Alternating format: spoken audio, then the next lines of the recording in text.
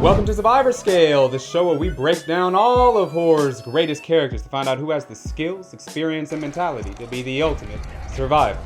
I'm H2 Mass, and today I'm breaking down every main character in Zach Cregger's 2022 Breast Milk Bonanza, Barbarian, where an unexpected mix-up at an Airbnb in a dark corner of Detroit slowly unravels a disturbing mystery filled with the strange, wicked, and vile, trapping its cast of comical characters and forcing them to prove their worth. Or die trying.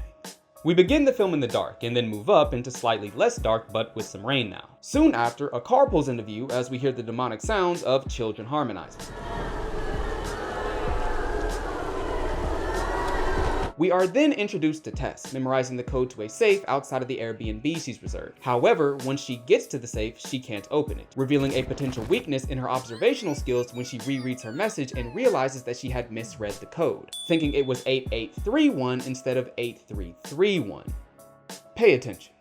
When she opens the safe, rather than containing the key to the house, she surprisingly finds it empty, so she calls the owner to figure out what's going on, only for the call to go to voicemail. Upset, and with no other plans, she gets back into her car. Suddenly though, a light turns on from within the house, so Tess runs back outside and begins violently tapping the doorbell. Soon after, a man opens the door and Tess asks him who he is, but he decides to cosplay as a parrot when he responds with the exact same words. Who are you? As Tess continues her interrogation, she tells him that she rented the place a month ago, but he tells her that he did the same thing, but from a different website. So the two of them booked the same house for the same night and now have to figure out what to do next. The man then asks her to come inside and call the people in charge of the Airbnb, totally not looking creepy while doing so. Though initially hesitant, seemingly aware of the potential danger of the situation, Tess still follows him inside. You just know that's going to be a mistake. Putting herself on the ultimate survivor watch by showcasing a bit of caution and proactivity, Tess asks him to present his confirmation to prove that he actually did reserve the Airbnb as he claims. In case I'm some kind of weirdo who's broken in here to sleep? Yes. After presenting his reservation confirmation, she verifies its validity and decides to go back to her car to look for some other place to stay. Just before she reaches the door, however, the man offers to share the house so she doesn't have to sit alone at night in her car. Though she seems to once again consider the potential pitfalls of such a decision, she decides to stay in the house as she calls some hotels for available rooms. Appearing a bit more comfortable, the pair finally exchange names. Oh, by the way, I'm Keith. Tess. Tess. That's a pretty name. He then asks her if she wants anything to drink, first offering some tea, but after she politely declines, he asks her if she wants some wine instead, a proposal she once again turns down. Here, she showcases some caution by avoiding a drink made by a stranger. I mean, I can't really blame her. The actor's name is Bill. After calling a hotel and finding out that they are fully booked, Keith suddenly remembers and tells Tess that the city is currently holding some major medical conference and that she probably won't be able to find an open room. So he suggests for her to stay in the Airbnb with him tonight. He even offers for her to take his room while he sleeps on the couch. That's good selfishness. Don't ever let someone take the bed while you sleep on the couch. Establish dominance. Be the alpha. When she puts her stuff into the room, she finds his wallet and takes a picture of his ID, having locked the door before doing so, further validating her sense of caution. She once again locks the door when she goes into the bathroom to take a shower, but when she comes out, she finds Keith sitting alone behind two empty glasses and a bottle of wine. Revealing some communication issues, Keith then gives an awkward, rambling monologue about trying not to be weird while being weird. I thought you wouldn't want any if you didn't see me open it, so I waited. Though initially hesitant, the two slowly get more comfortable together talking about what brought them to this Airbnb, and eventually, Tess starts drinking the wine as well, showing some relief and caution until they both go to bed for the night. The next day, when she gets back from the job interview that brought her to Detroit, she sees a man in the distance running towards and yelling at her with a voice that sounds like a grumpy old British man. Come here! Luckily, she displays some notable composure by unlocking the safe, retrieving the key, and getting into the house before the man can reach her. After locking yet another door, Tess begins packing her clothes and calls the cops, making another good decision by attempting to distance herself from the perceived danger. However, since the cops can see that she's black over the phone, they decide not to send any officers to her location at that time, so she waits in the house until they do. While waiting, she goes into the basement in search of some toilet paper, but as soon as she gets some, the door seemingly closes on its own and locks itself, trapping her inside. As she looks for something to stand on to reach the basement window, she reveals her observational ability when she finds a rope hidden on a shelf. And as she pulls on it, a secret door opens, leading to an empty void of darkness. You're not thinking of going in there, are you? Nope. Well, that's great. I guess that's the end of the movie. Time to rank Tess. What's she doing?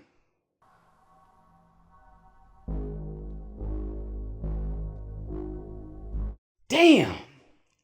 Unfortunately, she also reveals a level of curiosity way too extreme for consistent success in most horror movies when she decides to venture into the darkness. Luckily for her though, she once again finds herself on the ultimate survivor watch with a strong display of ingenuity, using a mirror to reflect light into the darkness, having left her phone upstairs before she got locked in the basement. Creative thinking like that will surely move you up in the rankings. As she continues walking, she finds another room dirty enough to spread diseases just by sharing pictures of it. She sees a camera, a dirty mattress, a shitty bucket, and a bloody handprint. After which she runs out of the hidden passage and is frightened when she hears a banging on the door. Fortunately though, it's just Keith, and after she slips him the key through the window, he lets her out and she tries to tell him about what she saw in the basement. However, she reveals some poor communication skills, unsuccessfully illustrating the newfound danger of staying in this house. There was a bed, and a camera, and a bucket. All right, so there's a bed and a bucket and a camera? To be fair though, Keith seems to have a limited sense of caution as he doesn't take her seriously, likely making it harder for Tess to convince him of any danger. He should recognize the fear in her voice and treat it as justified, but instead, he considers it so exaggerated that he decides to go down into the basement alone to see the room firsthand, firmly placing himself on the first kill watch. Since Tess rightly refuses to join him, he asks her to wait upstairs in case the door closes on him as well. Why don't you just put a chair in front of it? Though she agrees to wait upstairs, she soon follows him into the basement when he stops responding to her. The door then starts closing again, but this time she takes my advice and puts a chair in front of it. She can adapt! When she gets back into the secret room, she finds yet another hidden door and, still searching for Keith, decides to open it, revealing a long descending staircase leading into another black void. Absolutely refusing to go any further, she yells for Keith, but gets a faint cry for help in response. Help me, please. And you should just get out of there. She briefly considers turning back, but ultimately reveals her selflessness when she goes all the way down the steps in search of Keith. As she travels through this decrepit tunnel, she discovers even more strange artifacts that raise unsettling questions about what's been happening down here. Are those cages? Yeah, it's time to go, baby. Crawling in the dark, Keith finally appears, clearly terrified of something, and Tess's fear seems to override her once exceptional observational skills as she doesn't seem to notice that Keith is whispering. So instead of matching his energy, she continues to yell. He then tells her the last thing anyone in a zombie movie would want to hear. Someone bit me. The two of them both try to leave, but they can't decide on which way to go, so a giant naked person runs out of patience, bashes Keith's head against the wall, and shows Tess what 5 gum smells like. It's time to go, baby. It's time to go. But first, let's talk about Keith. Keith personifies the phrase, fuck around and find out. He ignores all signs of danger and ventures deep into the tunnels alone despite Tess's warnings. Such a strong lack of caution would likely lead to close contact with potential enemies in other horror movies as well, since he feels the need to confirm the danger himself in order to take precautions against it. Even aside from this crippling weakness, his initial awkwardness could make it hard to create relationships or make people distrust him early on. Though he did show good communication skills and ability to build emotional connections with Tess after a few hours. All in all though, I'm placing him in D tier, with his strongest performances coming in home invasion horror movies and his weakest performances coming in supernatural horror movies.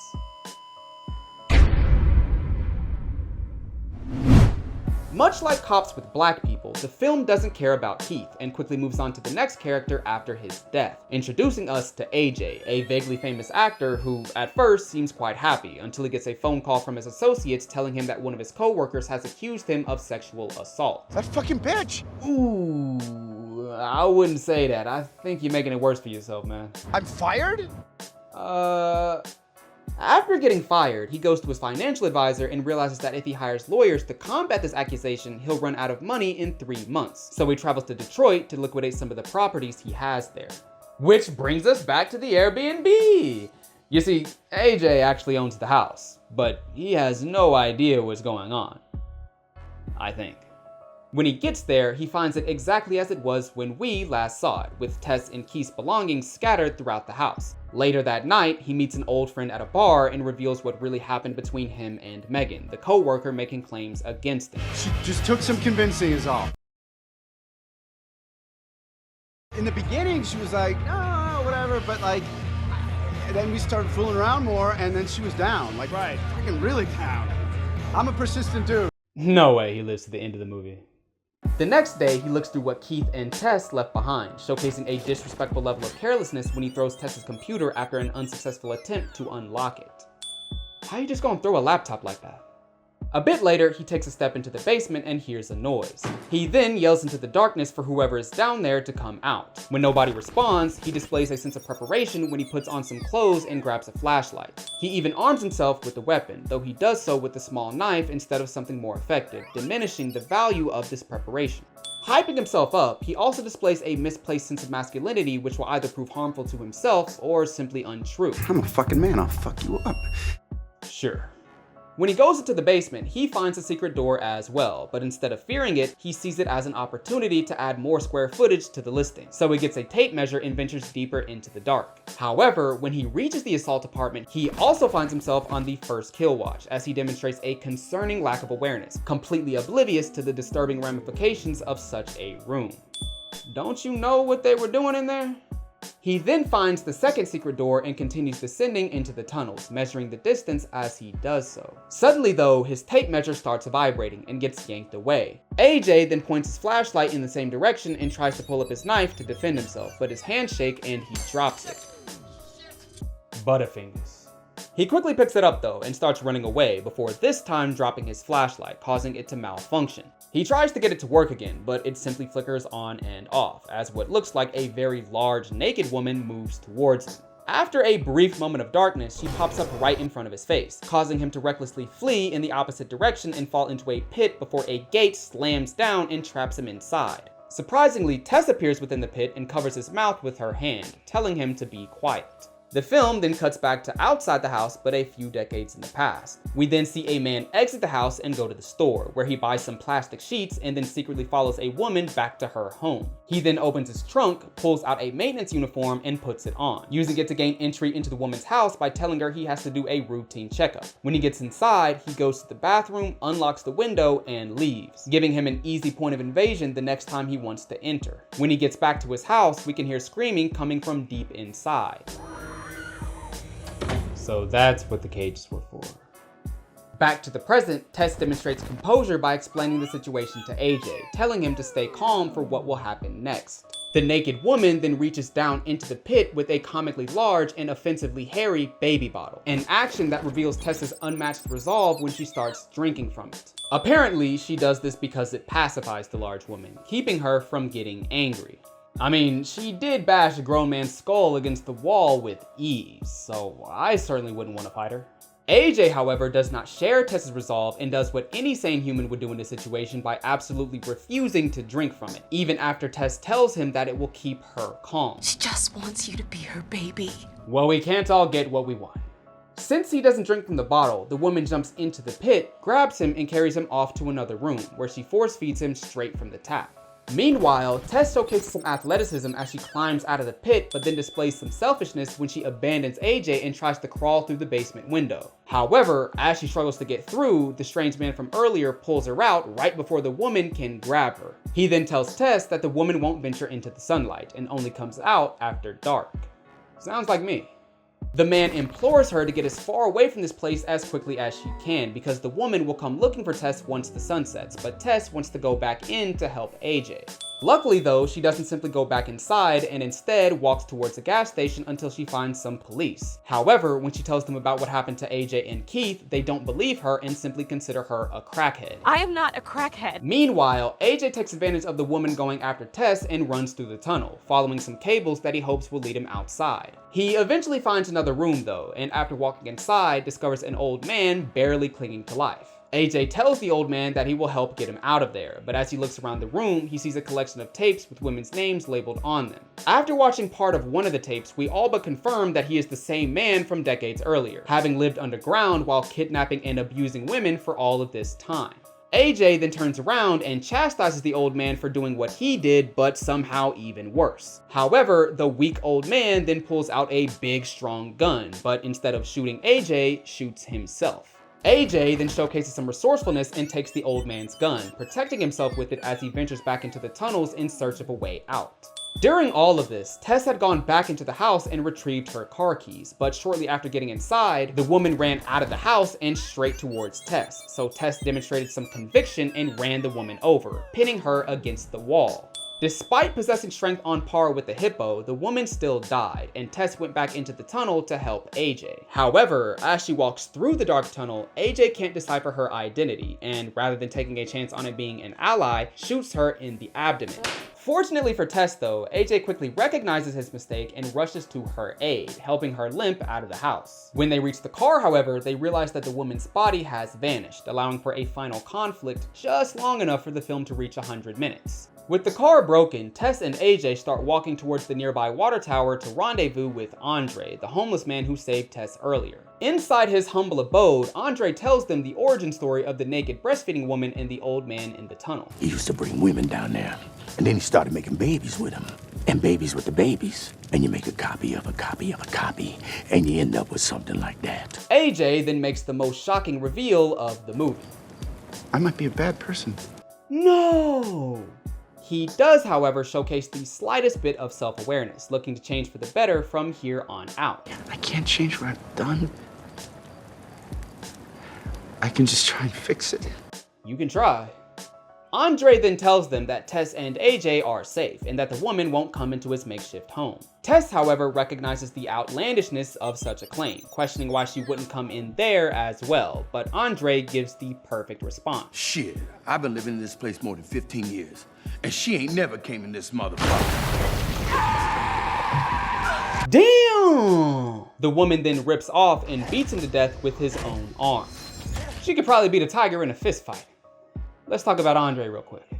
Andre has very little self-awareness, coming across more like a villain than an ally in his introduction, which could certainly cause a more proactive character to attack him if he does anything even close to what he did to Tess. He also showed far too little vigilance when he felt safe under the water tower, simply because she had never attacked him there before. However, he did display some sense of self-preservation when he told Tess to abandon AJ, giving me a bit more confidence in his general chances of survival. With all that said though, I'm placing him in D tier, with his strongest performances coming in zombie horror movies and his weakest performances coming in sci-fi horror movies. As Tess struggles to escape, still recovering from her gunshot wound, AJ showcases some intense selfishness and runs ahead, leaving her behind as she tries to follow him up the water tower. When they make it to the top, they notice the woman closing in on them, and Tess displays some great composure by reminding AJ that he has a gun. Your gun! Unfortunately, AJ's total lack of composure once again presents itself when he fumbles the gun as he pulls it out of his pocket. Butterfingers. Realizing they have nowhere left to go atop the water tower, AJ seems to develop a plan. I can get away. He then displays the most selfish act I've ever covered when he pushes Tess off the water tower upon realizing that the woman will dive to protect her. That's pretty smart. Evil, but smart. His plan comes to fruition, and the naked woman does a swan dive off the tower. Impossibly though, the woman managed to completely break physics by somehow landing underneath Tess, despite jumping after her, cushioning her fall well enough to save her. When AJ helps her up, he tries to gaslight her into thinking he didn't push her off, but instead tried to save her. You started to slip. There's nothing I could do. This man needs to get his head ripped apart. Unfortunately for AJ, however, the naked woman is actually a naked cat, losing yet another life without dying. Unwilling to let him leave after all the shit he's pulled, she grabs him by the neck and turns him into a jack-o'-lantern before ripping his head in half. Yay! I'm telling you, I'm taking her in a one-on-one fight with any land animal. The woman then asks Tess to go back into the tunnels with her, but after Tess politely declines, the woman asks Tess to shoot her in the head with the gun that AJ dropped earlier, and this time Tess accepts. She then gets up once again and goes on about her day. Wow, what an ending. Let's talk about AJ. Based on everything I've said before, AJ seems like the perfect character. I often plead for victims to show just 1/10 the level of selfishness AJ displays throughout this film. He does everything he can to keep himself alive, so he should rank highly. But he doesn't. He takes it too far. AJ is just a terrible person. He's simply too bad to make it through an entire film. In addition to being an actual rapist, he also absolutely cannot be trusted and would pretty much always destroy any relationships he may develop in a film. So despite having some positive qualities and strong self-preservation, there is simply no way the writers would ever let him make it to the end of a movie with how deplorable he is. So with all that said, I'm placing him in D tier, with his strongest performances coming in haunted house horror movies and his weakest performances coming in zombie movies.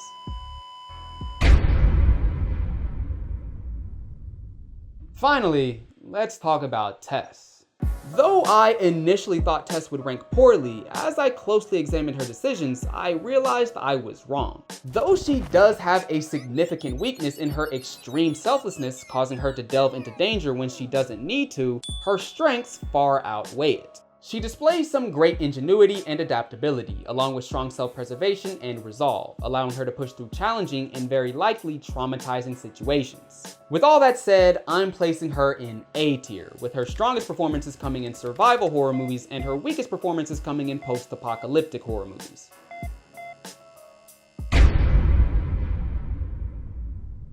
Now it's time to give out the awards.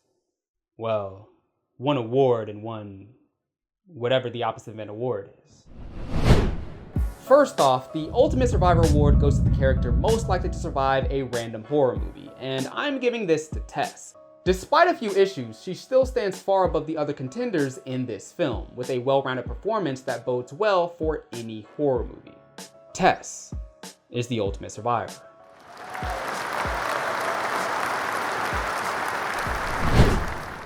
The First Kill Award goes to the character least likely to survive a random horror movie, and I'm giving this to Keith. Funnily enough, Keith may actually be more likely to survive than AJ, but he's also way more likely to be the first kill, with his total disbelief of Tess leading to that very outcome. Keith is the first kill.